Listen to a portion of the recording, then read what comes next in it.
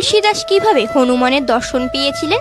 একবার তুলসীদাস একটি বৃক্ষে জল দিচ্ছিলেন। তখন সেই বৃক্ষ থেকে একটি প্রেত বেরিয়ে আসে আর তাকে বলেন, বলো আমি তোমায় কিভাবে সাহায্য করতে পারি। তখন তুলসীদাস তাকে বলেন, আমার তো একটাই ইচ্ছা, প্রভু রামের দর্শন করা।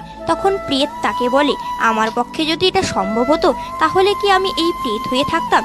এটা শুনে তুলসীদাস হতাশা হয়ে সেখান থেকে চলে যেতে থাকেন। তখন প্রেত তাকে বলেন, দাঁড়াও, এক ব্যক্তি রয়েছে যে তোমায় সাহায্য করতে পারে, সে হচ্ছে হনুমান। তখন তুলসীদাস তাকে বলেন, ওনাকে কে খুঁজে পাবে। তখন প্রেত বলে, তোমার রাম কথায় যে সব থেকে প্রথমে আসবে এবং যে সব থেকে শেষে যাবে সেই হচ্ছে হনুমান। এর পরের দিন যখন হনুমান রাম কথা শোনার জন্য তার কাছে আসেন, তখনই তুলসীদাস তাকে দেখে চিনে ফেলেন আর রাম কথা শোনার শেষে তার চরণ স্পর্শ করেন।